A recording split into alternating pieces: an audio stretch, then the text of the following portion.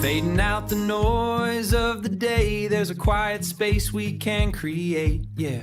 The world keeps spinning fast, let's find the moments built to last. Come on in, it's a new perspective. We're beginning a new perspective, a new perspective. All right, guys, episode 4. We're changing the tune just a little bit. We are going from county politics over to live stories. Just to give you all a little bit of what we're going to be talking about today, and this can definitely vary. Your episode 4 of the Beardcast, CORIN Rombach. I hope I'm saying it right. It's got the H is silent. Is here with us, and we're going to talk about his life and what Forever 31 means to him. If you all know or read the post about Forever 31, what that is, and we'll get further into it once we get to that point. I'll just read this to you all. Adoption has no expiration date. There's a common misconception that the journey of adoption ends when a child turns 18. But the truth is, the need for belonging, a family name, and the security of home doesn't have a shelf life. On this episode of the Beardcast, we're diving into the story that proves it's never too late to find your village. And we're talking about adult adoption specifically, the beautiful reality of becoming a legal part of a family at the age of 31. Whether it's a step-parent formalizing a lifelong bond or a mentor becoming a forever parent, the stories remind us that the family isn't just about biology or upbringing. It's about the choice to show up for one another forever. In this episode, the legal and emotional journey of being adopted as an adult, why the 31 milestone carries so much weight, and breaking the stigma around the traditional family. Family is found, chosen, and celebrated at any age. That's what we're talking about today. And before we get started, I'm going to go ahead, switch us over here and introduce everybody. Guys, this is CORIN. Me and him met close to 6 years ago now. Close to 6 years ago, I would say. And we've formed essentially a brotherhood. I think the world of him. I know he does me as well. But before we get started, CORIN, I'm going to go ahead and give you an introduction real quick. CORIN, thank you so much for being here. We've been trying to do this for quite a long time, and nothing has really ever lined up for us. But we want him to tell his story, his life story. We might venture off. We might go down a couple rabbit holes. But so here's his introduction. He's 34 years old. He grew up in the western part of PA. Most of his life, he was a foster child. He also spent 3 years in Memphis during his childhood. He had 14 different foster homes in 11 years. You're a father to a beautiful little boy. You used to be an over-the-road truck driver, and now you're a heavy equipment operator. And now, to add to the accomplishments of being just an awesome human being, you have a bachelor's degree in sportscasting at the age of 34. Is there anything there that I need to add, or anything that maybe I missed? I was the 1991 sexiest man alive. I was voted most likely to succeed in life. It's pretty much the important parts. Oh, so you got all the accolades. Yeah. I mean, I was even Mr. March there for a while. Mr. March. Yeah. What the hell is that? I was the centerfold for Playgirl one year. No, you did good, man. I appreciate that. That was a hell of an introduction. I appreciate it. Like I said, I didn't set no questions out. Didn't really set up anything to like ask him. This is just us talking. And like I said, I've known CORIN for 6 years, and he's told me, a couple small miscute things here and there about his life. I don't know what it's like to grow up in a foster system. I never lived that, and we'll get into that. But I do want to hear his story, and I want to hear about how you listen. I mean, here's what I'm wanting to take from this. There's a lot of people out there that are like, no, just put them up for adoption or put them in the foster system, or people get taken, CPS takes them, and you get through into this foster system. I don't know how it works. And how were you able to take that and become the awesome person you are today? Because, what's the way to say this? What a lot of people do is they'll fall in dangerous habits, and it's almost like generational curse. How did you, that's what I want to learn from you today is how did you do that? How did you stand solid and make the decision to do what you were supposed to do? I guess it was just a lot of guidance. In all honesty, there for the longest time, when I first got into the system, my birth mother was in and out of jail a good bit. So doing a lot of visitations with her through a piece of plexiglass, right, and just being see, I grew up in the city of Pittsburgh, so that's considered Allegheny County. She was always in county jail. So the way it was set up is you go into this box that's literally as big as a typical house bathroom. okay, And you could see through the glass into where like all the female inmates were. And I'm just thinking, I've seen enough movies, I've seen enough, TV, and I'm just like, I don't want to do that. Like, I don't want to be in there. I don't want to experience that. So it was just kind of a bit of a, it was a motivation of seeing her in that environment and hearing stories. And then, there's a caseworker of mine. He was with me from literally day one, and I was actually one of his first cases out of college for him. And with his guidance and with seeing jail kind of at a distance firsthand, it's just like I don't want to experience that. right. Well, before we dive too deep into that, because I want to start from when you were little. Mm-hmm. Let's lay your lifeline out, because we can jump in and say, okay, this is what happened to me. I've got adopted at 31, so on and so forth. Mm-hmm. Let's start off where you grew up at, where you started off at. I mean, I kind of know. I know this can be a long story, but I'm here for it. I want to know. So I lived a lifestyle. It was me. I had an older sister and I have a younger brother. Didn't know that. You actually met my little brother at the wedding. Did I? Okay. Yeah, he looked like the Black Mr. Miyagi. Okay. He's a great kid. Him and I we still talk to this day. My sister, she kind of went off the deep end, so we haven't talked in quite some time. But nothing against her. Nothing bad against her. But we grew up a lifestyle where when the rent was due, it was time to pack up and move. So to tell you exactly where I grew up, I can't tell you that, but I can tell you a general vicinity, which is pretty much the outskirts of Pittsburgh. And there were times where I'd come home and it was always these Section 8 apartments. So I'm not saying it was the nicest thing in the world, but obviously there was, there's people out there that have it way worse than that. At least we had a roof. At least we had electricity. Granted, other people were paying for it. But there were times where I'd come home and mom wouldn't be there. And, obviously we were too young to know where she was at. So I was either living with distant relatives or aunts and uncles or cousins or whoever. I spent more time with family than I actually did my mother.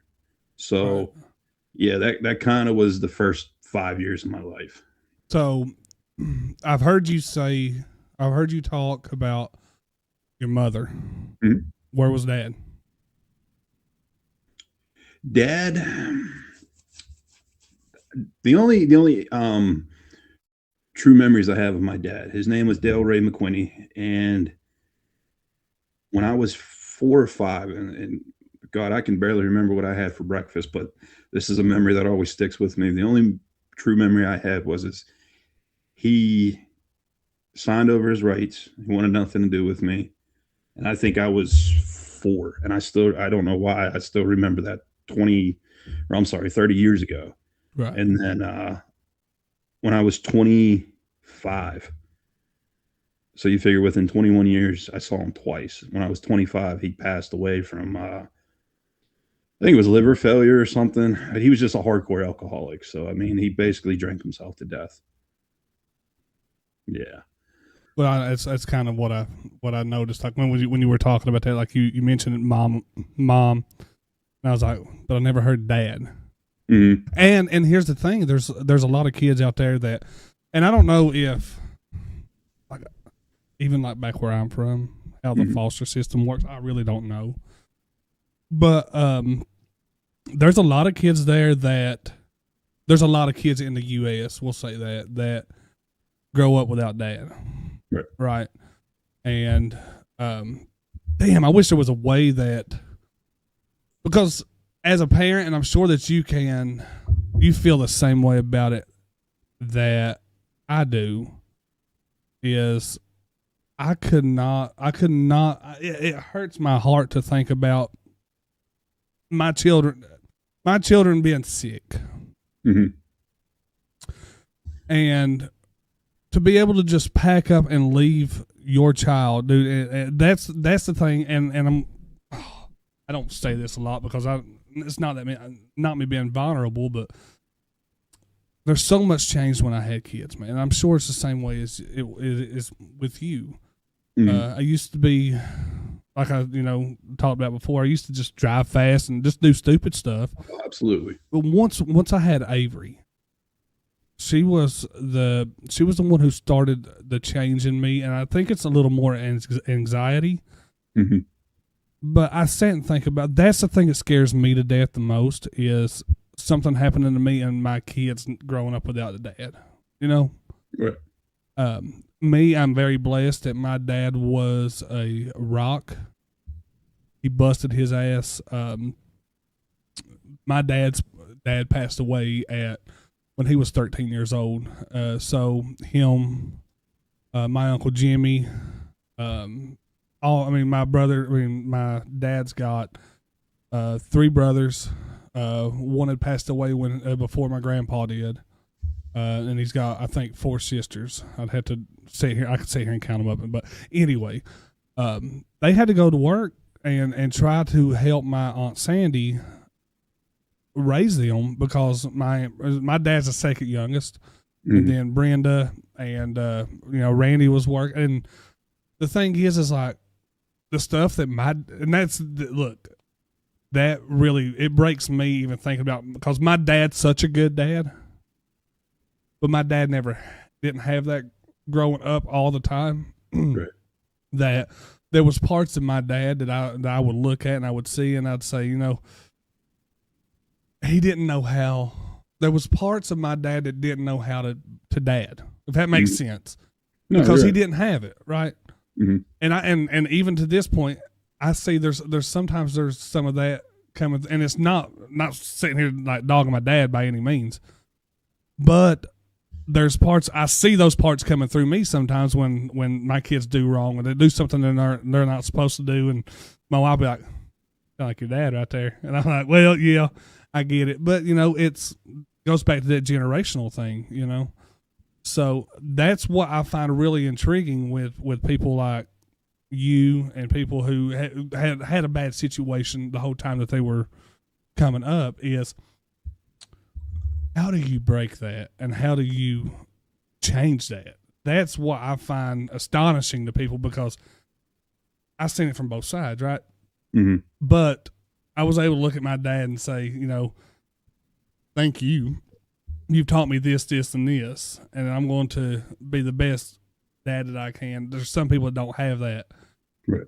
Do people wing it, or do they just do the complete opposite of what they went through? I mean, I'll be honest with you, man. Growing up a foster child, there were some homes I got into where there was no dad, but it showed.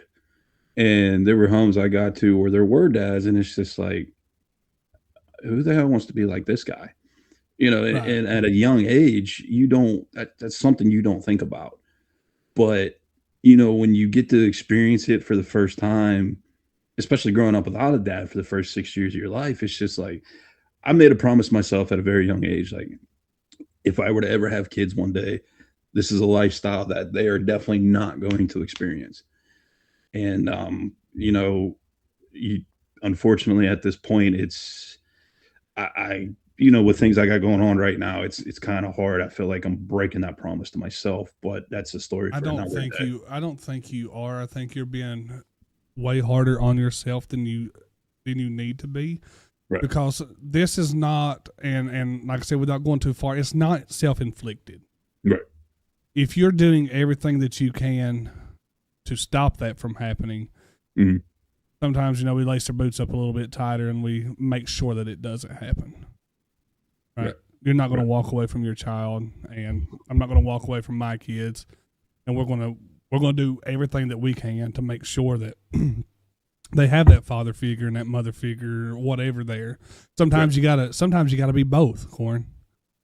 No, you're right. So that's I don't think you're breaking your promise that you made to yourself. Sometimes life throws us curveballs. We have to take alternate routes. Right.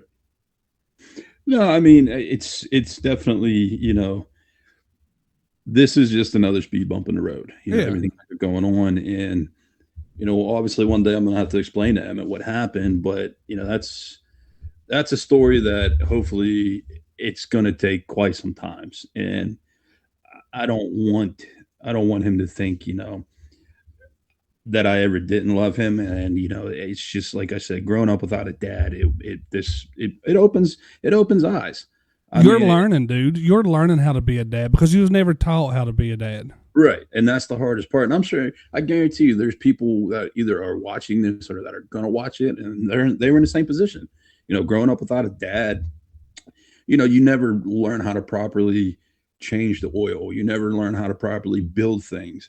I'm 34 years old. I just learned how to change the oil in my damn car 6 months ago. Yeah. I was just never taught. And, it always scares me because the outcome if you don't do it right. You blow the motor up. Yeah.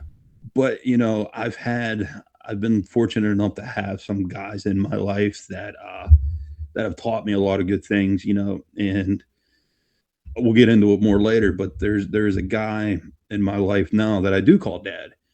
And as much as I love the man, and he's kept my ass out of the grave quite a few times with, pissing mom off. But growing up all my life, not having that word, not practicing saying that word, as cheesy as this might sound, that's a word that's hard for me to say. Yeah. Like, I don't call him dad. I call him pops.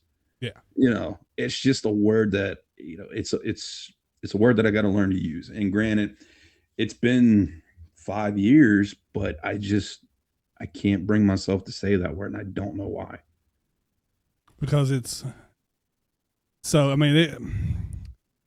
I've heard people talk about this before, and a lot of it is like you've had this emotional disconnect from that, because every time that you felt like you had dad, it changed, right?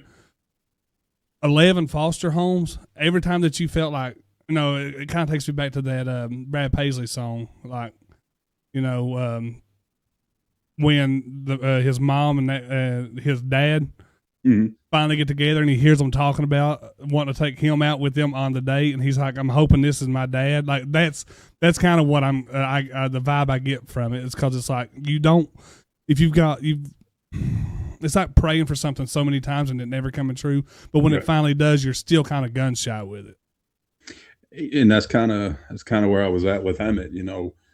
We had some issues. We had some health issues, and between praying and practicing and, just choosing a healthier lifestyle, it finally happened. And then it's just like, well, shit, I gotta put the life that I've been living on the back burner, grow up real freaking fast, and, do the complete opposite of what I've been doing. Yeah. So, everything went from, her and I, his mother and I first, to basically putting this little boy first, keep, and, being a dad, any dad watching this, you got to make sure they stay safe, they're fed, they're nutrient, or they're nurtured. It's just a laundry list of things. And when that little boy was born at 8:06 on October 25th, dude, 8:07, like, I'm just a whole new man, because it's like, well, damn, life just got real. I got a little boy that's looking up to me, a little boy that's, I got to make sure I'm dad. I can tell you what, and I know this, like, being there in their life, they think you hung the fucking moon, man. Dude. You know, it's like coming home that first time when they first start talking and you walk through that door and you hear Dada, son. It's amazing.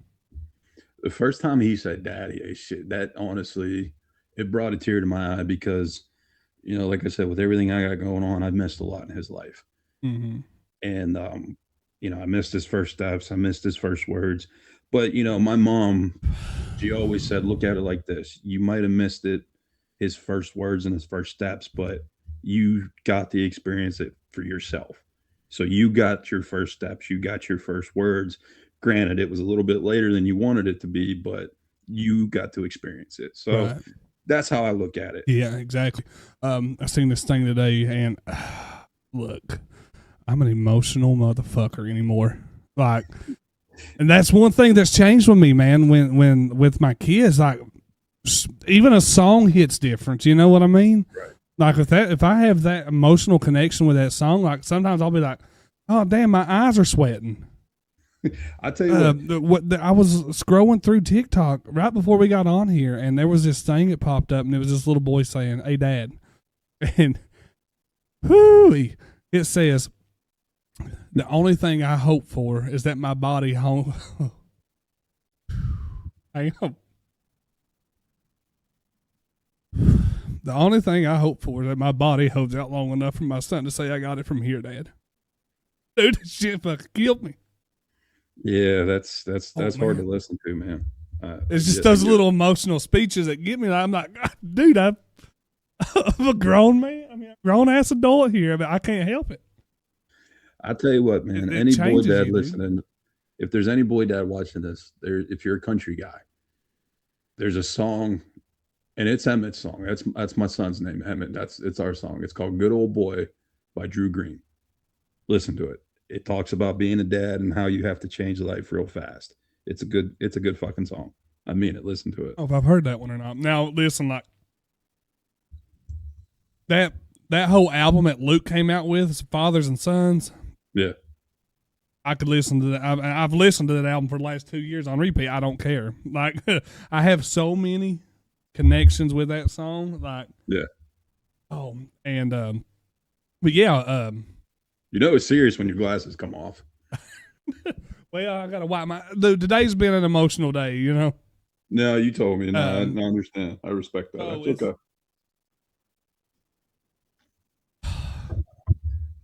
It's just a lot. Let's get on a. Yeah, we can come back to this. Yeah, let's get on a happy subject for a minute. Like shit. Well, I told you this shit can get deep.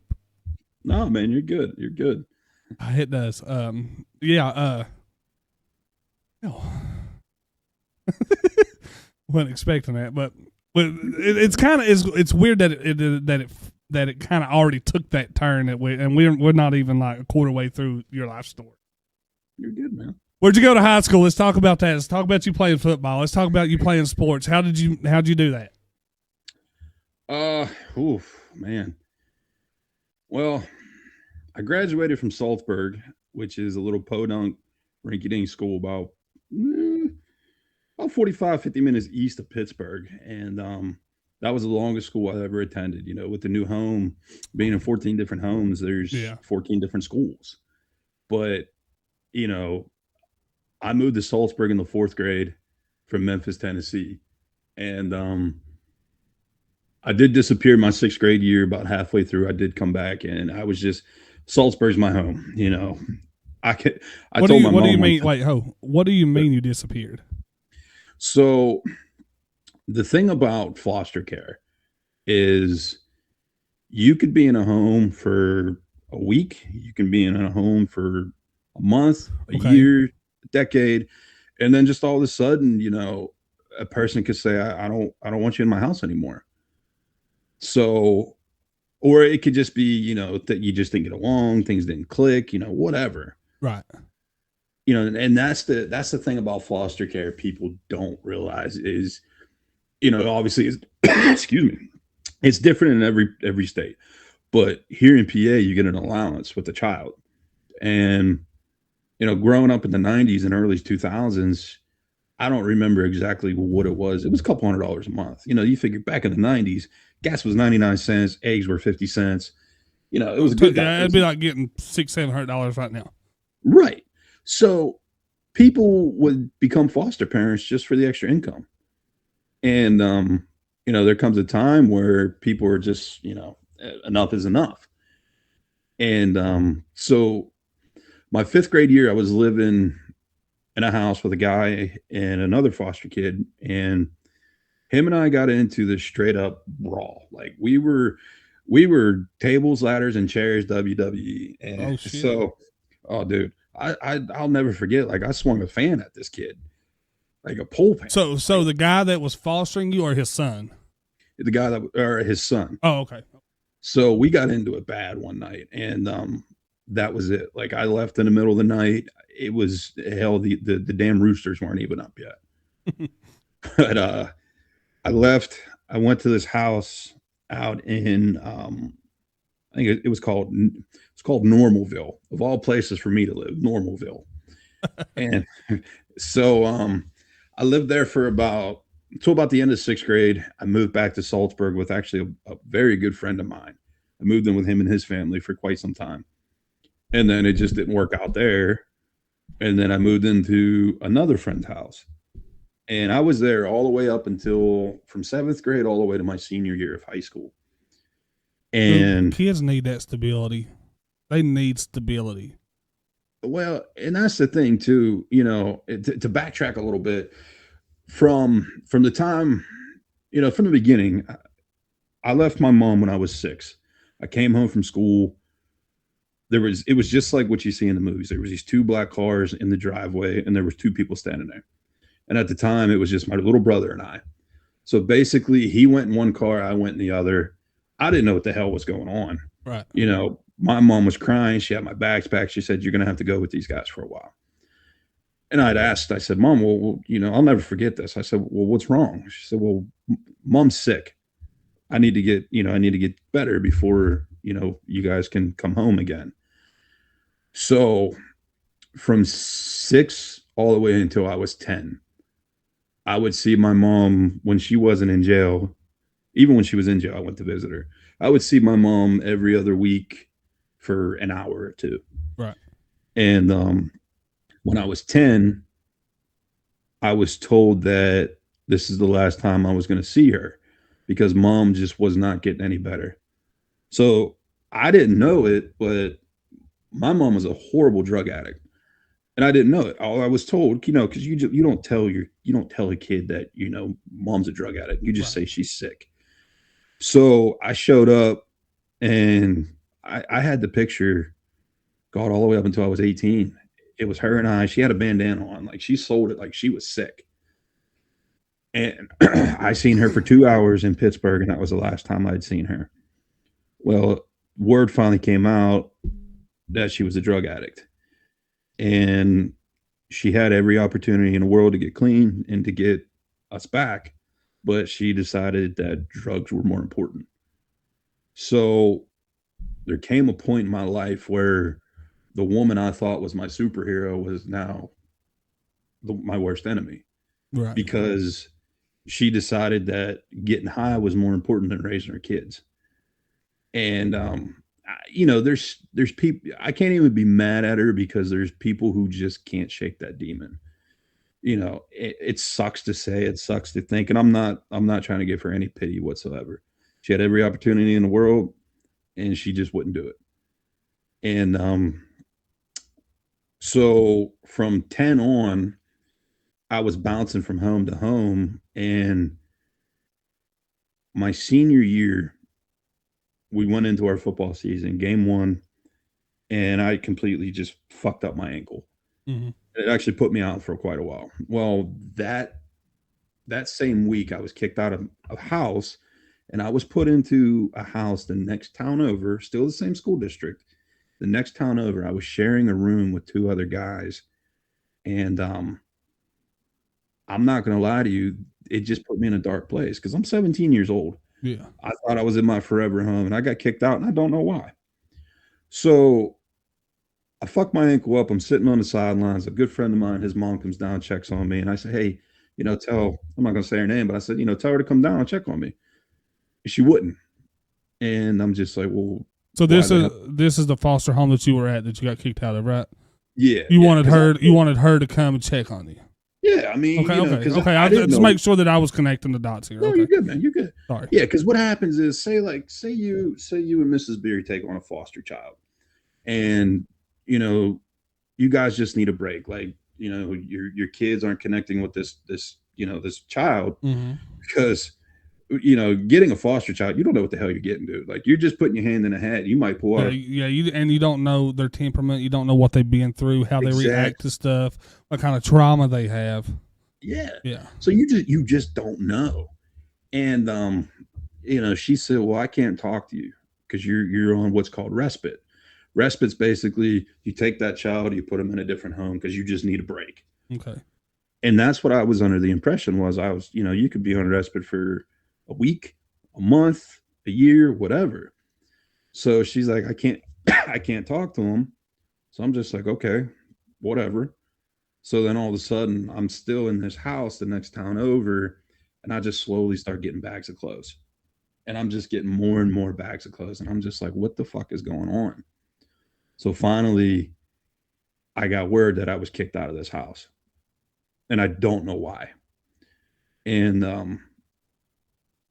I'm not going to lie to you, being in that house with those two other guys, they weren't bad kids at all by any means. I still talk to them to this day. Right.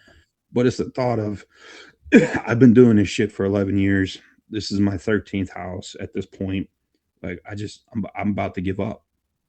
And what I mean by that is, like, I didn't plan on being around because it just really put me in a dark fucking place. 17 years old, man. 17 years old, and I'm just thinking about taking my own life. And I'm going to be honest with you, dude. I've never even told my mom this. Hold that. I want to say this from the bottom of my heart. Mm-hmm. I'm glad you had enough strength not to, because I would have never met you. I would have never made this friendship with you. And I bet there's 1,000 people who thanks God that Corin is still here today. I appreciate that. I love you, dude. Love you too, man. Well, coincidentally enough, I'm at football. I was out for 5 weeks because of my ankle. You figure the high school season's 9-10 weeks. One of my coaches comes up to me. He says, hey, do you remember this lady, Brenda Palmer? I said, no. And he goes, well, she used to be a lunch lady back in elementary school. Do you know her daughter? I said, who, coach? Who the fuck's her daughter? Jess Stitt. I'm like, oh yeah, I know Jess. She's awesome. Well, Brenda wants to take you in as a foster kid. I'm like, let's go. Let's fucking go. Like, sign me up. Anything can be better than sharing a room with two other guys. Mm-hmm. So at this point, people knew I was a foster kid, but people didn't know what was going on. So my principal was with me. My coach at the time was with me, and they both sought this through for me. And excuse me, Brenda, she's like, well, why don't you come over for a weekend? We'll see if you like it, yada, yada, yada. And to put in perspective, Brenda, who's now my mom, she was like that mom. You have that one friend in high school whose parents are like fucking awesome. Mm-hmm. Yeah. You know what I'm talking about. Everybody knows what I'm talking about. So one's like, that's my other son. He ain't mine biologically, but he's, I know. Yeah. So I'm like, I do the weekend and I'm just like, hell yeah. Like, let's go. Let's get this done. And I don't even remember how long it was. It wasn't long at all. But I got the call that I was moving in.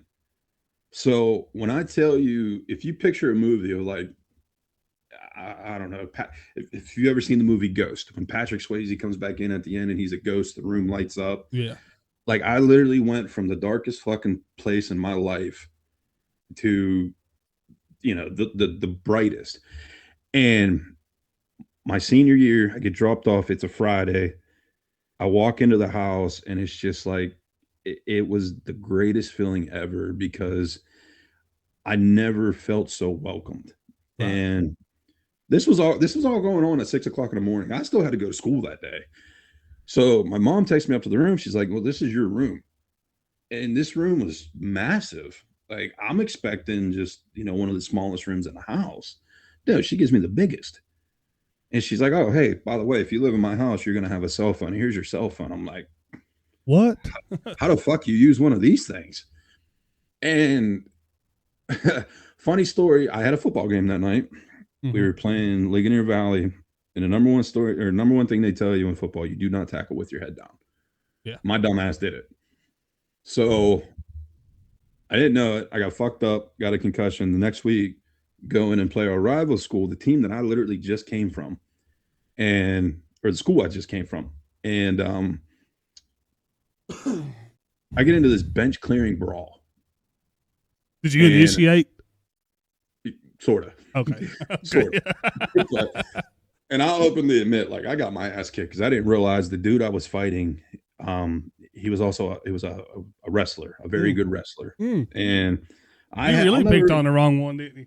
dude, I had him planted. I blinked, and all of a sudden, I'm looking up at the fucking dark sky, and I'll openly admit, like, I got my ass handed to me.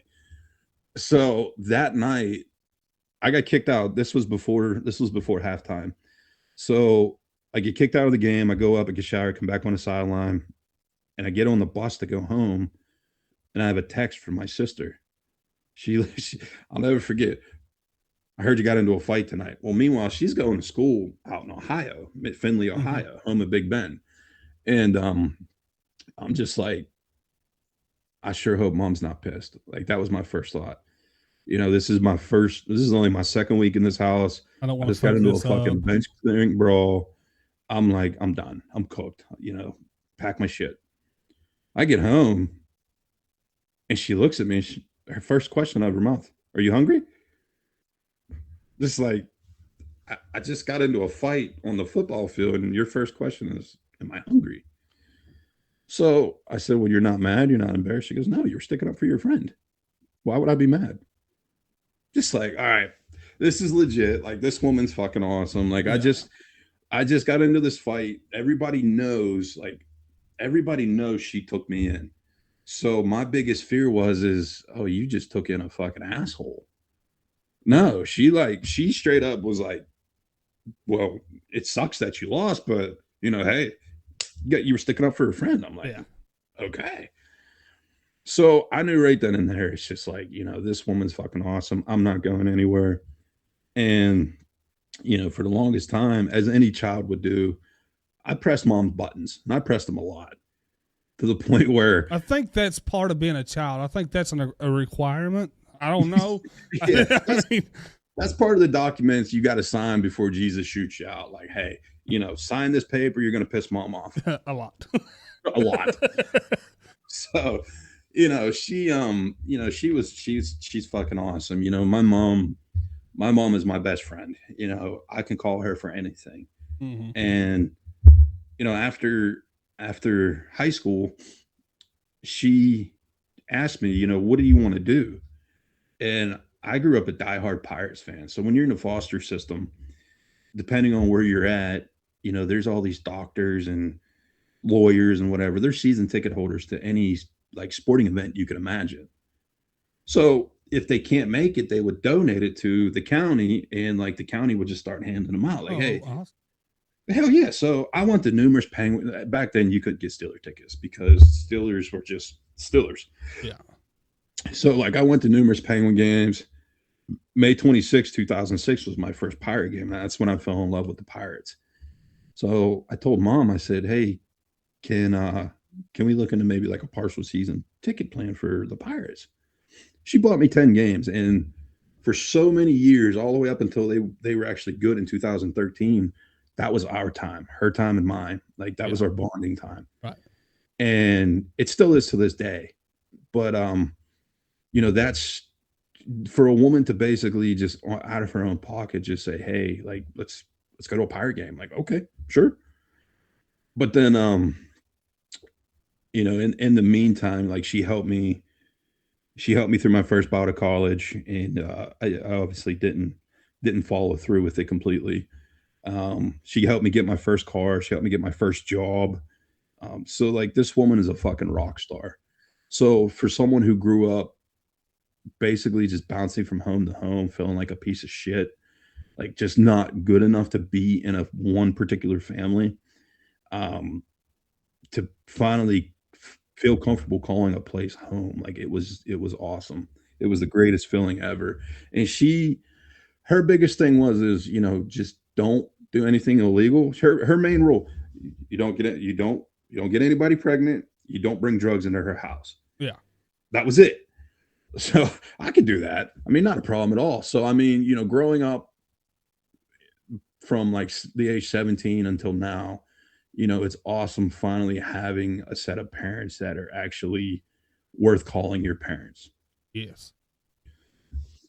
So, and then, there come a point where we were at a Pirate game one night. I'll never forget. It was Detroit Tigers in town. And I was excited because I was a huge Prince Fielder fan. And mom's like, hey, I'm going to go out and have a drink with, a friend of mine. I'll be back. I said, okay. So I don't remember which inning it was, but I'm sitting up on right field wall. Now, right field wall, it's wide open. And back then the Pirates weren't good. So like I was one of maybe 10 people sitting on this wall by myself. I'm just like, where the fuck is this woman at? So she comes back and she was gone for a good bit of the game. And I'm just like, she had a smile on her face. I'm like, I'm glad you had fun. I'm sitting there by myself. I can't even catch a home run ball. Right. So I'm just like, well, who the hell did you have a beer with? She looks at me. She goes, you don't ask me questions. I said, okay. Sorry. So then all of a sudden, this friend she had a beer with started coming around the house. It was a guy. So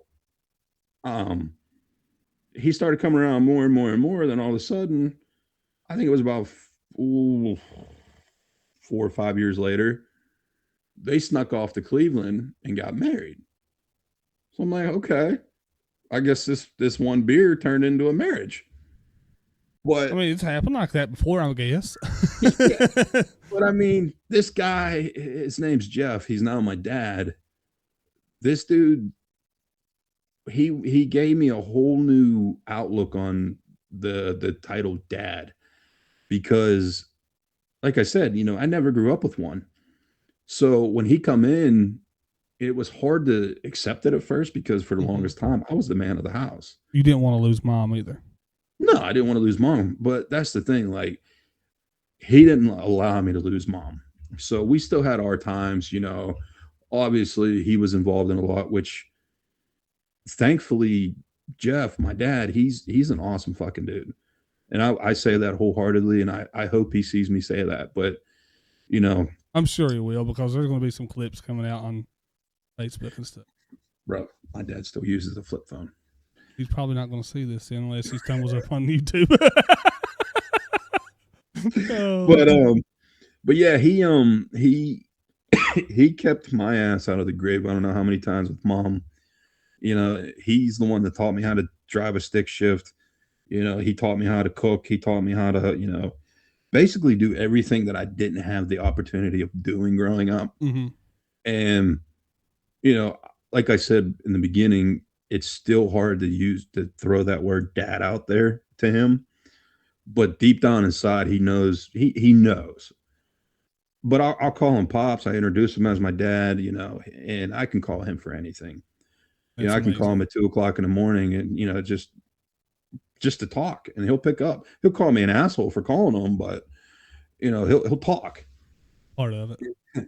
But yeah, he's a guy that I'm glad actually got introduced in my life. You're glad for that beer, dude. I'm pissed that he took my mom away from that game for that long, but well, it wasn't 2013, so she really wasn't missing much. And the 2013 was the year they made the wild card. That's what I said. It wasn't 2013. Yeah. So she wasn't missing much. Right. But he came into my life, and from you age out of foster care. If you decide to stick in foster care in Pennsylvania until 21, they'll pay for you to go to college. Okay. So I told my mom at the time, hey, I'm gonna go to community college. I'm gonna get a degree. Was you just going to try to do like a trade or something? No, I was actually going to go to be a cop. Oh, okay. And I'd started going through, and I met this guy, Rich Champion. Him and his wife were Air Force vets. They moved up here from Durham, North Carolina. and Rich took a part-time job at a town down by Pittsburgh as a policeman, and he actually got killed in the line of duty. And I told my mom, I said, I can't do this anymore. Like, I was emotionally distraught. Mm-hmm. And she was 110% supportive, and she made me a promise. She made me promise her that I would go back and finish what I'd started. And that's what I actually just got done doing about 3 weeks ago. So I kept my promise. It wasn't in what I'd started, but I kept my promise. You got your degree, man. I got my degree. That's one thing nobody will ever be able to take away from me, Absolutely. which is awesome. So, where was I going with this? Oh, so fast forward, I think it was 2021. I was 31 years old. Or no, it was 2020. It was in the middle of COVID. Mom calls me. She says, "Hey, what do you think about finally getting adopted?" And this was just an out of the blue call. I was having dinner. She said, "What do you think about getting adopted?" And I'm like, "I'm 30 years old. Like, can you still do that?" She said, "Well, your dad and I, we went and, we had to update our wills, and, we were obviously going to put you in it, but we legally can't, so on and so forth." I said, "Fuck yeah." I said, "We're a little behind schedule, but let's go." So she set it up.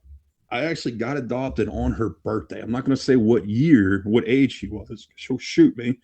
But that's a double blessing on that day, because February 18th, I officially got my forever parents, and it's her birthday. So she'd said to me, "Well, what do you want to do with your name? Something you should incorporate your dad and your pap in there." I said, "Well, here's the thing, Rumbach just kind of it's done, because my sister got married, and my uncle's gay. So I'm just like, well, why don't I take your maiden name? Because if I have a kid one day, the bloodline can continue." The name, yeah, the name. Yeah, the name. Mm-hmm. I said, "Well, why don't I take Dad's last name and make it my middle name?" So that's how I actually got my name. Is my dad's last name is my middle name. My mom's maiden name is my last name. Okay. So I went from CORIN Eugene Lochner to CORIN Fletcher Rumbach. So I went from like this weird Irish looking dude with like a hardcore Irish name to what sounds like a serial killer now. It's okay. Yeah, I mean, okay. As long as you're not doing it right, it's okay. There's a reason I got a job in a stone quarry now. Hey. But that was that, and then later on that year I wound up getting married. So I mean, it was a good year for me, and that's actually the year you and I met each other. Yep. So after knowing each other, we met on Facebook. Met on Facebook while you were streaming. Thanks to Gerald Marshall, if he's watching. Yeah, you and I, we became good friends since then. And then, I invited you up to my wedding, which was a complete waste of time and money.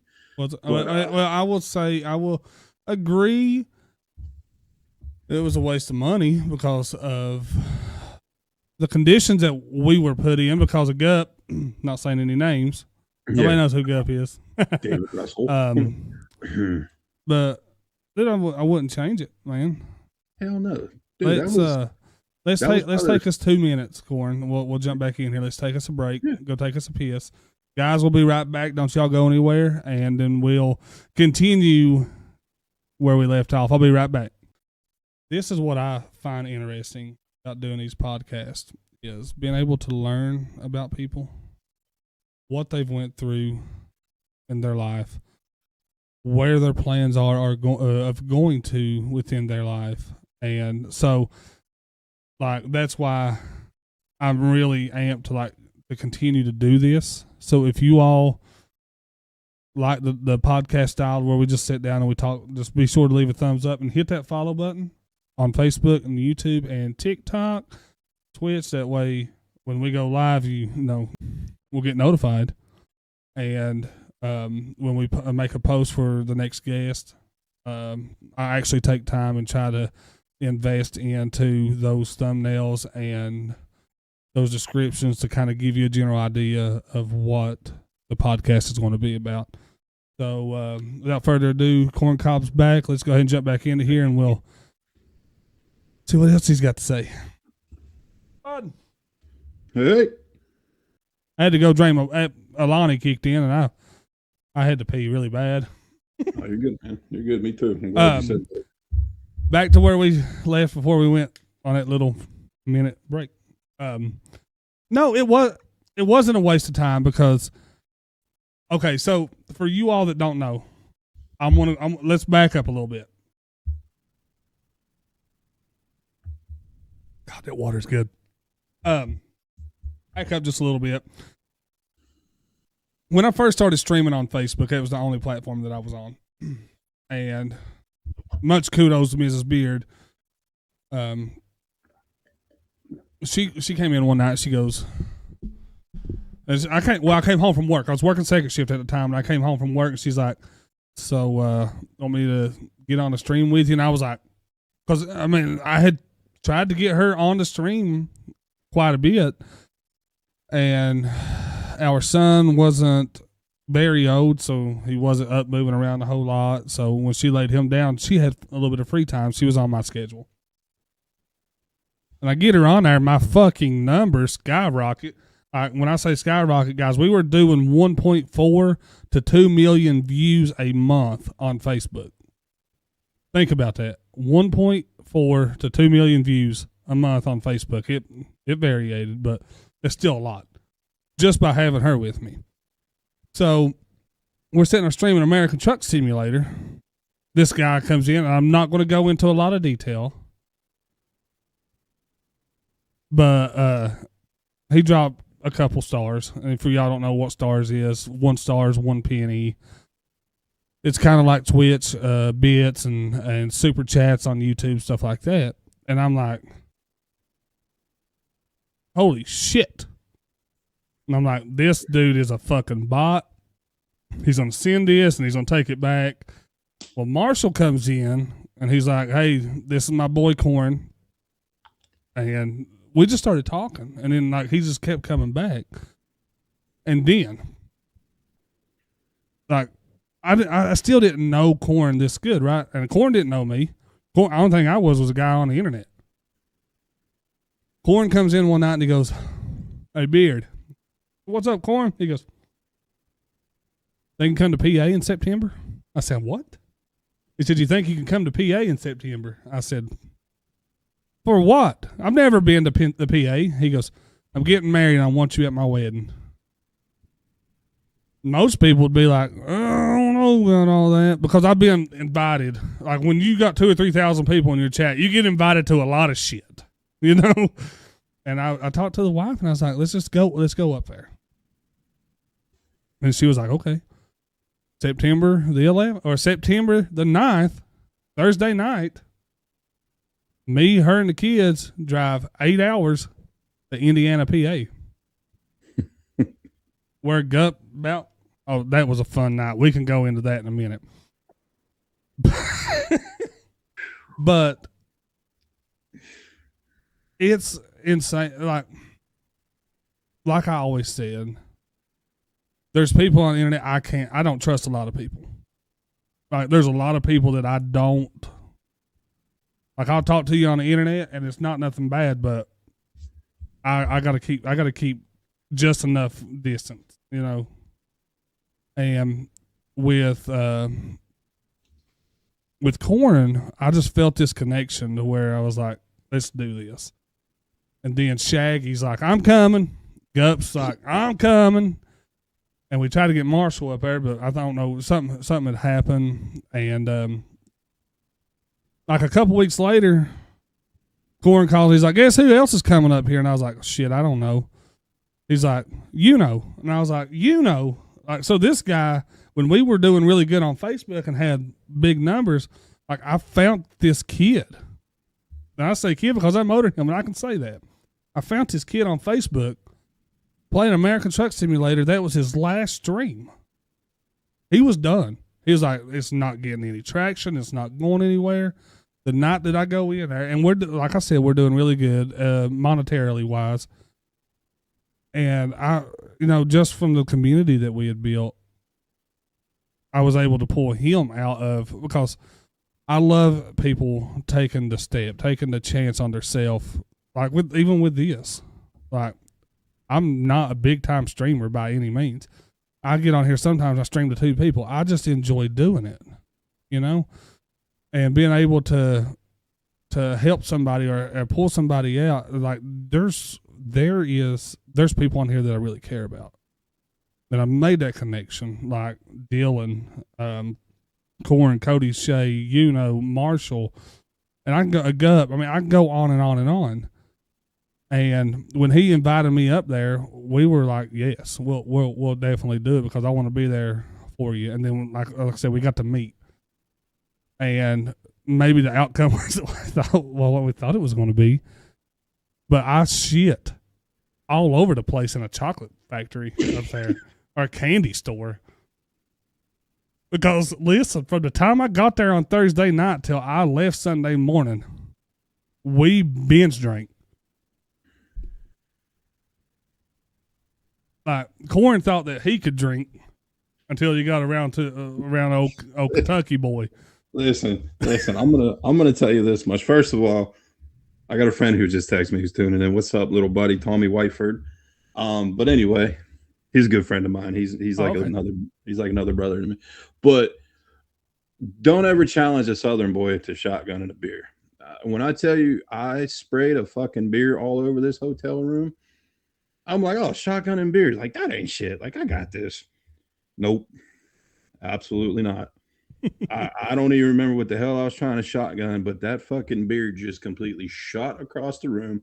About smack Mama right in the face. Thankfully, she could move.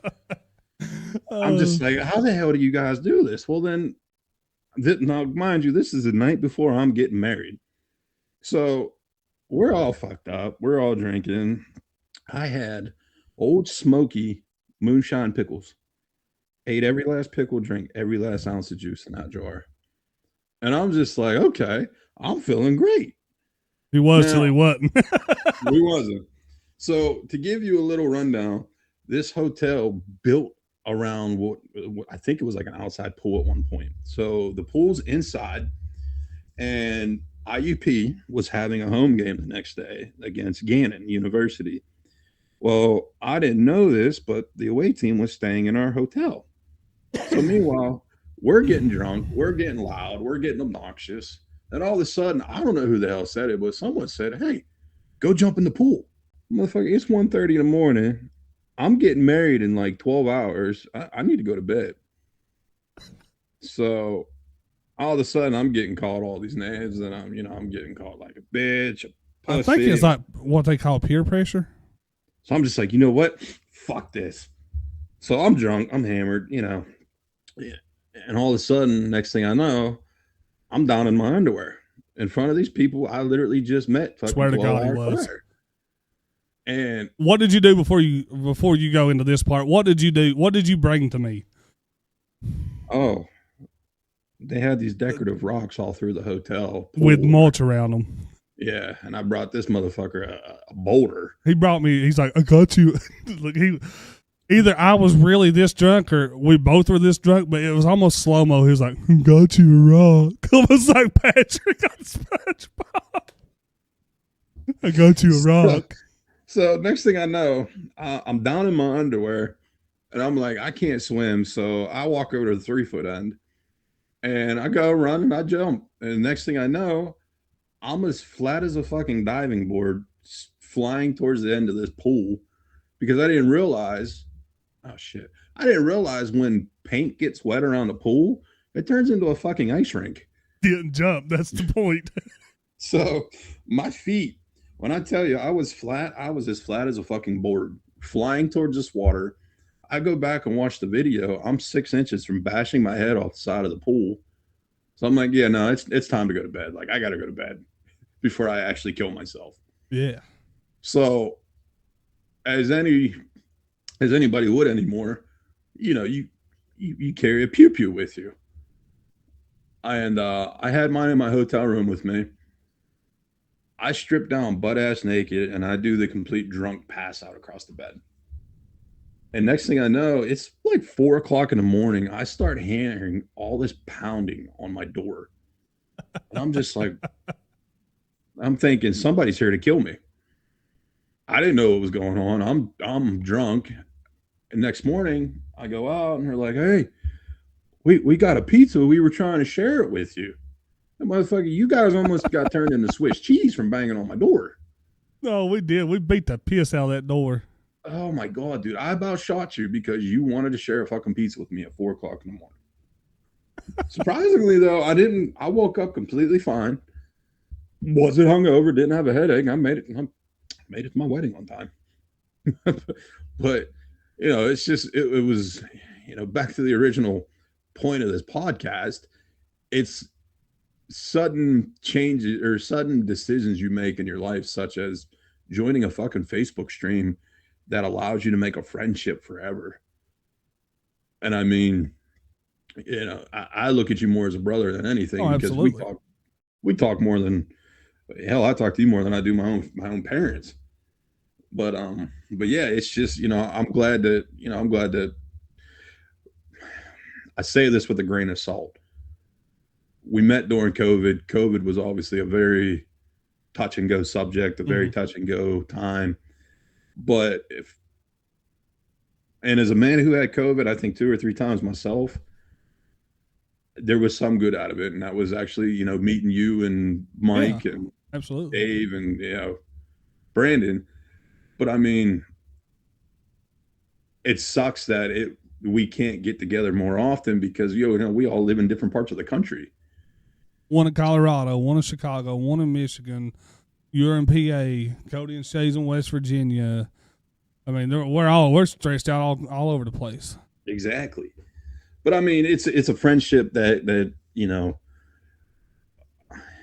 this podcast kind of went off the rails as expected. But there was never any rails. No, that's why I told you, like, the main goal is to talk about this.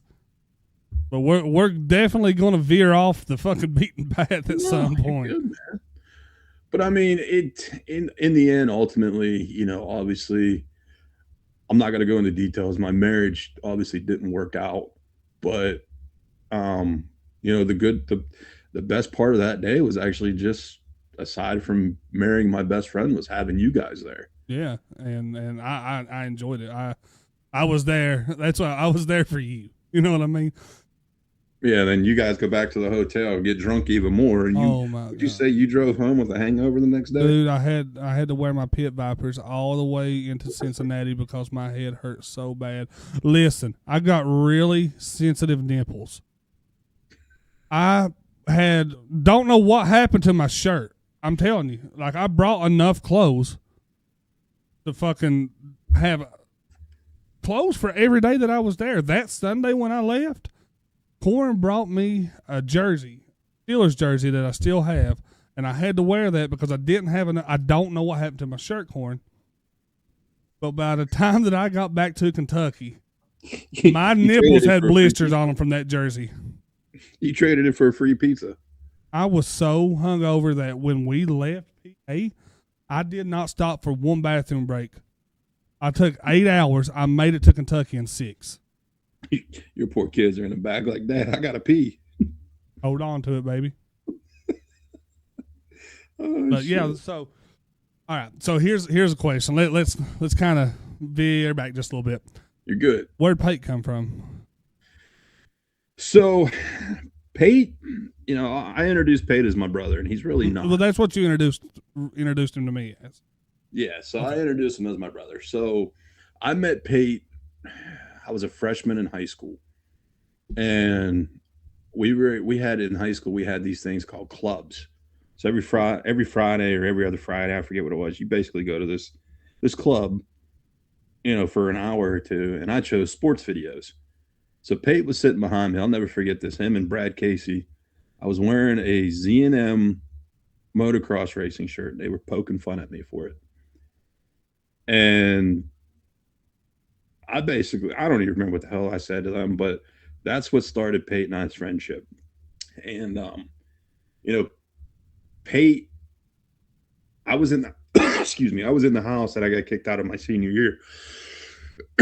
Pate knew what was going on, and he was the friend that was always there for me when I needed someone, and he was the friend that I could always call to just to get out and have a little bit of fun every once in a while. Him and I, we'd always go have wings every Monday and Tuesday after practice because there's a sports bar down the road. Back in 2008, 2009, it was 25 cents a wing. So you could go to wing night and you could get a excuse me, you can get 20 wings in a fucking water for $10. Yeah. Now I think it's $10 just for the water. But inflation. Right, bitches. But he was there for me when I needed him most. Right. So it come to a point where it's just like I started introducing him as my brother. Well, when I first met him, he was like, "Hey, this is my brother." So I thought, for the longest time, I thought that your parents, that was their child. Mm-hmm. You know what I'm saying? Yeah. So that's kind of like I wanted to know where, because even to this day, if I don't hear from Pate for a couple months, when I talk to you, I'm like, "Hey, how's Pate?" Right. No, Pate, especially towards the end when things started getting nasty at the end of where I was at my senior year. If I needed to get out, like I didn't have a cell phone then. I would get on Facebook. I'd shoot him a message. I'd be like, "Dude, let's go hang out. Like I got to get out." Yeah. And then when I moved in with my mom, she knew who Pate was because my mom, like I said, she was a lunch lady for quite a few years. And she knows everybody because she was tied in. Like she was a cheerleading coach. She was a part of like the school board. Like she knew everybody. Right. So she knew Pate. She accepted Pate. And that was hard to do because the family that I lived with before,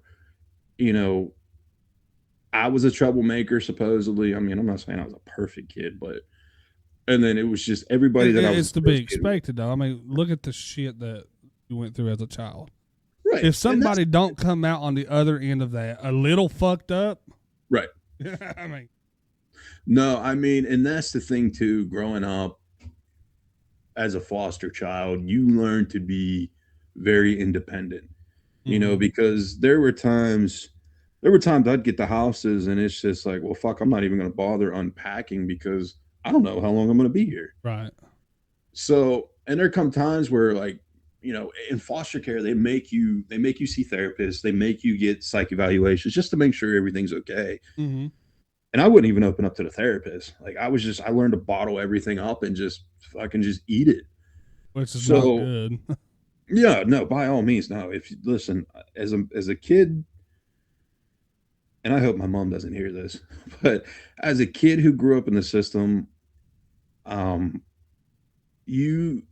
don't want to say you see the worst of the worst, but you damn near see the worst.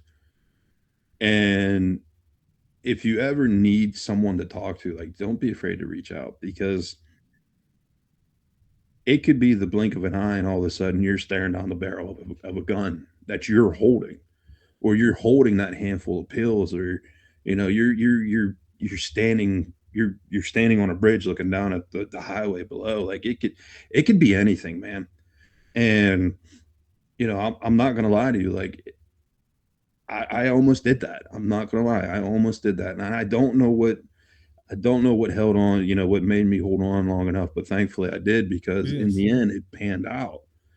But that's what I got to say, man. Like to this day, I'm still independent, and I think that's part of the reason why, and I'm not going to sit here and say it is, but I think that's part of the reason why my marriage didn't work out, because I learned to do everything on my own. I learned how to bottle everything up on my own. And, so I don't know. I really don't know. And I never will know. But yeah, if you need help, that's all I can say is just fucking reach out. It doesn't matter who you talk to. Even if you talk to the person taking your order at McDonald's, man. Talk to somebody. Talk to somebody. That's all I can say is just talk to somebody, because if you bottle it up enough, you're gonna get to your breaking point. And you're either gonna hurt yourself or you're gonna hurt somebody else. And you don't want either of that to happen, because the thing of it is too, especially the past couple years, I thought to myself, if I really did decide to bite the bullet, I wouldn't have Emmett. I wouldn't have my parents. I wouldn't have this life. I wouldn't have you. I mean, there's a lot you got to look back and see. Like, if I'd have done it, like, I wouldn't be where I'm at. Hell, this potbelly pig laying right beside me, I wouldn't have her. So it's just like little things like that. He's talking about his dog, guys. Yeah, I have a beagle. She's laying right beside me. Little fat bitch. But yeah, it's just like, you gotta think about it, and hopefully that reaches somebody. If somebody's watching this, just don't be afraid to reach out, man. I mean, hell, reach out to Beard, reach out to me, reach out to whoever. It's just, I could tell you, for someone who never really felt accepted, it took 17 years for me to feel accepted. But for the past 17 years, I just feel like, I actually feel like I'm somebody again. You know what I mean? Because I have that mom that I can call for whenever I need anything. I have that dad I can, if I don't feel comfortable talking to mom about something, I can call my dad. So, it's you just always got to look at it as, yeah, you might think you're better off not on this earth anymore, but you also got to look at it as, okay, you decide you don't want to be here. Just think of the trickle system. You're going to hurt your parents, you're going to hurt your siblings, you're going to hurt that significant other. Yeah, if you do that and you go through with that, as bad as this sounds, I'm going to say, like, you're not going to feel it. Mm-mm. So be mindful if like Corin said, if something's going on, and you just talk to somebody, because it's the people you leave behind that you hurt the most. Right. It's the people that's got to live with that every single day. Go down the direction to see my dad sacrifice to give me. I've seen both sides of it. So which one do I want to be? And I promised my wife that, I don't care if she woke up one day and decided she hated me. We would be together to make sure that the kids never had to say, "Where's Dad at? When's Dad gonna be home?"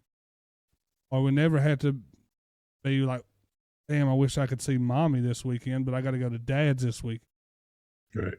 So we're gonna stay. We're together, and at all costs, we're raising our kids in a home that, and like me and her don't. Me and Mrs. Beard are fucking chill. We have been together for going on 18 years. She's my backbone, rock. She's been there with me through the hardest times. She's been there with me through the best times. So, that's what spiked my curiosity to talk to you about this, as to like, how do you? I know how I chose what direction that I was going to go in, and that's why I was wondering about, how did you, without that father figure, turn out to be such a damn good day? And I appreciate that compliment, honestly. The biggest thing is I've seen what drugs can do to people. Mm-hmm. And it's the thing is, back in the day, when we early 2000s, yeah, we knew what weed was, we knew what, like, that kind of stuff was, but I didn't know what the fuck heroin was. I didn't know what meth was. So even if I wanted to try it, I wouldn't even know what to do or what to look for. But I don't know. It's something that I never gained interest in. And then, thinking back to, drugs is what is what split up my siblings and I. And it's what caused my mom to take that path. And it's just like, I don't want that. I don't need that, and I guess it's just, and on top of that, I just, going from home to home, it's just like, I never had the time to even think about trying it. Right. I had to worry about surviving. Yeah. And that's the thing. Like, I had to worry about surviving, and, getting older, and this is no shot towards anyone, but like, in the town that I grew up in, for the longest time, heroin was the thing.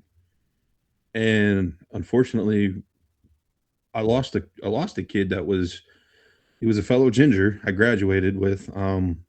He passed from a heroin overdose, and he was a great kid. And it's just, it blew my mind. because yeah, we knew he was using, but we didn't know it was that bad. Mm-hmm. And I thought to myself, like, I've come this far. I don't want to throw this away, and granted, I didn't grow up with a golden spoon in my mouth. It was a rusty spoon. But at the same time, it's just like I want to make something with my life. Yes. I want to be that prime example where, yeah, you might be in the system. To some people, you're just a number. But at the same time, I'll never forget. I think it was my caseworker, Dave Sprague. He said one in every four kids uh, that are foster kids in Allegheny County are either dead or in jail. So it's just like I want to be that stat where the good stat. I want to be the poster child of foster care. I want kids to see like you I don't don't want to be need another statistic. I don't want to be. yeah. Yeah. Like I don't want kids to think that you have to sling dope or you have to join a gang or you have to struggle. Like, yeah, it sucks. Yeah, you're gonna hit some massive fucking speed bumps in the road, but in the end, it's just like my biggest thing. I told myself if I ever had a kid, my child would never experience what I went through as a kid. Yeah.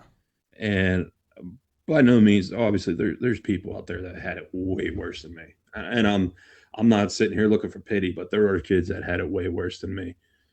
You know, I was one of the few that were lucky enough to not be molested or beat on. I mean, there were a couple people that they roughed me up a little bit, but nothing like I didn't go to school with bruises. I didn't go to school with like nicks or anything like that.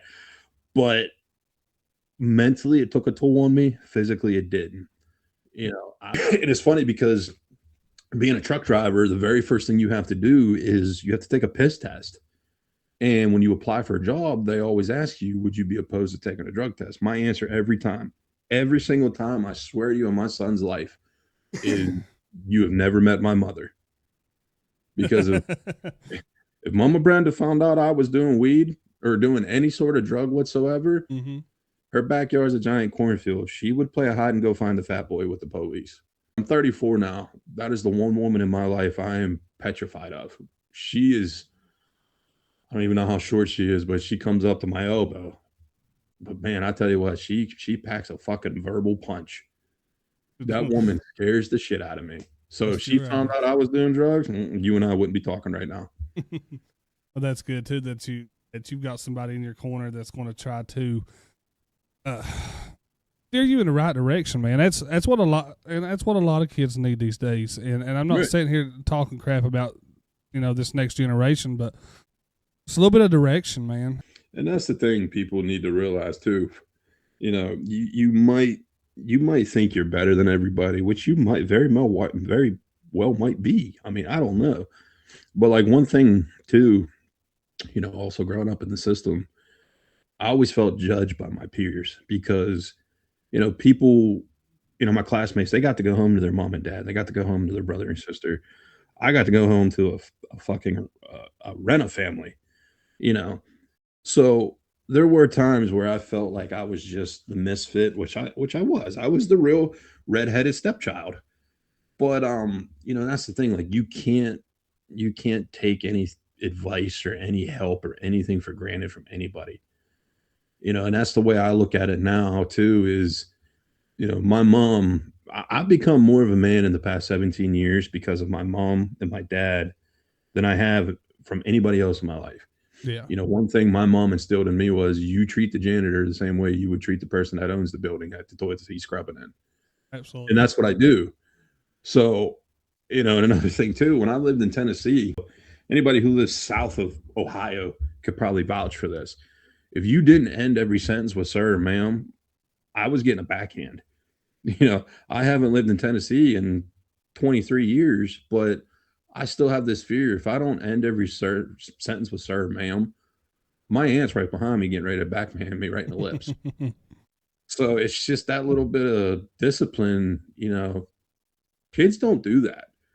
And these kids nowadays that you see getting pissed off because they don't have the latest fucking iPhone or Xbox or whatever. It's just like, dude, You grew up in our times, you would appreciate just having bunny ears on your TV.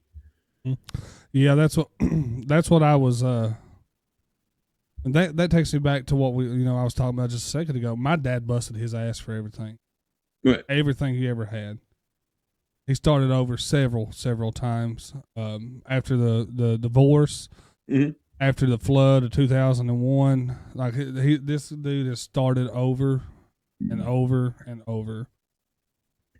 Didn't have his father in his life. And to see, that's what I'm saying. And just even just thinking about it without him even telling me, it's just like looking at the sacrifice that he gave up for me. Right. Was enough to steer me in the right direction and give me that little bit of hope, Right. And like I said, I know I'm not perfect by any means, and I don't act like I am. Mm-hmm. But and I sit and I look at it like there's things that I could do to better myself, be a better husband, be a better father. And then like when you're sitting here and the kid gets on your nerves for just a second, Mm-hmm. and then you're like this, and you're like, oh, stop, because when I'm at work and I'm on break and I'm scrolling through TikTok and one of those freaking videos hit me and I get damn teary eyed at work, like, damn, man, Right. Alex, you need to step back, take you a breath, because look, don't take for granted. If there's a chance that you can call somebody that you love and tell them you love them, do it. If your kid wants to go outside and play baseball, Let them do it. ride the bike, go out and do it with them. Like, what can I do to be a better person, be a better dad, be a better husband? So, moral of the story, guys, is when they get on your nerves, take a deep breath and walk outside with them. One day that you're going to wish that they were there bugging you, dad, mom. So it doesn't last forever. So for anybody who's got young kids or anybody who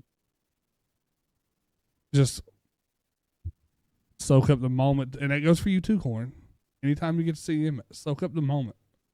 Enjoy that moment. I get them. I get them every other weekend. Enjoy it. And Soak it up, mate. Friday nights are the hardest. I mean, he doesn't want to go to bed, and my alarm going off 3:30 every morning. We're hitting 8:30, 9 o'clock at night, and I'm just like, buddy, it's time to go to bed. But he's just so happy to see me. We're having so much fun, and I'm sitting there and I'm fighting it. But at the end of the night, it's just like, fuck, I don't want this night to end, because that means I only have one more night with them. And it sucks, and I'm not going to sit here and go into detail and look for the pity party, but the hardest part about this divorce is just not having my son with me every single night like he was at the beginning. But at the same time, it's just like, okay, we're gonna cherish every moment we have, because that's the thing too, is when you don't see your kids as often as you should or you want, you don't know what they're getting into. You don't know what they're going to, or what they're going through. Mm-hmm. So like, you got to constantly think like, is my son or daughter okay? And it's scary too. Like, even Emmett's getting to the point now where we got to start thinking about preschool, and I'm just thinking like, there's these poor kids anymore. Like, he's not fully talking right now. He's only 2. He's on a speech delay, but he's getting better. And any parent would think, like, if my kid comes home and, he has something wrong with him, especially for one who can't talk, like, I'm just going to start ripping people's heads off until I figure out what the hell What's happened going to my son. on? Yeah. Yeah. So that's the only thing that scares me. And, for people that have known me, like, for a while, I was born with a big fucking head. Like, I have a noggin. I'll openly admit it. But my son decided he wanted to be just like dad, and he decided to take on my big ass head. So, he's okay. He just has a big head, but I don't have it as bad as a lot of people do. Yeah. For someone who grew up not knowing where I was going to wind up in life, I got blessed, you know, when I was 17. It took 16 years of struggle. No, I'm sorry, 11 years. It took 11 years of struggle, but at the end of the road, I found the light at the end of the road, and I went from that kid who had the fucking hand-me-down shoes, the Goodwill clothes, and there's nothing against that. I have absolutely nothing against that. Sometimes you'll come across those videos on like Facebook or TikTok where the right parent finds out their kid's bullying someone, and I'm not saying take them out and beat their ass until they can't sit down, but the ones that make them go find this child and their parents and make them apologize, or you discipline them in the way that they need to be. Like, that's going to be my son. If I find out my son is bullying someone, well, you best believe I'm coming down hard on that little shithead. But I mean, I'm not gonna sit there and physically abuse him, but I'm gonna make sure he knows, like, dude, there are people out there that have it worse than you. You were pretty fucking blessed growing up. Yep. You always had a roof over your head. Granted, it wasn't in a stable household. Mom and dad unfortunately split up when you were a baby, but you always had food on the table. You always had clothes on your back. Some people aren't that lucky in life. Some people are not, man. And I know, I know there's a couple people watching this that I knew growing up that weren't that lucky. And unfortunately, to this day, they still aren't, but that didn't affect who they are. Yeah. So that to me, that means a lot, that even though, you're not going to be the next president of the United States, you might be managing a Dollar General. Hey, you're doing better than what you should be. Absolutely. I'm proud of you, man. I just it's the best way for me to say it. I'm proud of you, and I'm glad that you took what your childhood was and you're able to just write your own story, man. Mm-hmm. Because growing up in the system, your story, and 99 out of 100 stories you wrote off. Exactly. But you took that pen and you was like, I'm writing this motherfucker. And here's another thing that, for people to dwell on. Kids out there who are younger than me that are in that unfortunate situation. So, look at it like this. If you're watching this and you're one of those unlucky people who unfortunately can't get the blessing of having your own child, just think of, that one specific child who doesn't have a family. There's babies born every single day who just were an accident, or there's kids in the foster system that don't know what it's like to have a family. So I was fortunate enough to never have to experience a group home, but I've heard those can be pretty brutal. So just look at it like this. Don't ever knock adoption. Don't ever think about, I can't have a kid of my own. They might not be your flesh and blood.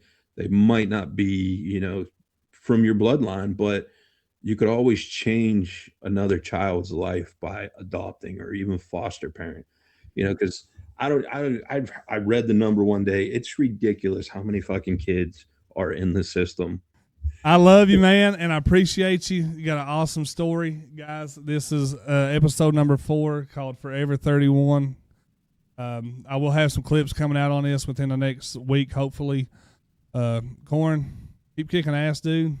And absolutely, brother. Appreciate you for everything that you've done for me, and appreciate your friendship. And absolutely, man. I'll talk to you soon. You got it. Thank you guys for tuning in. Thanks for listening to my story. Absolutely. Like we say every time, baby, don't even dim me shine, and get y'all in the next one.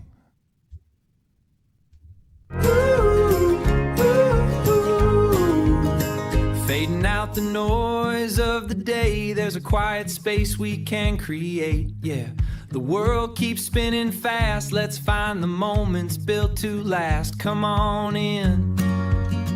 It's a new perspective. We're beginning. A new perspective.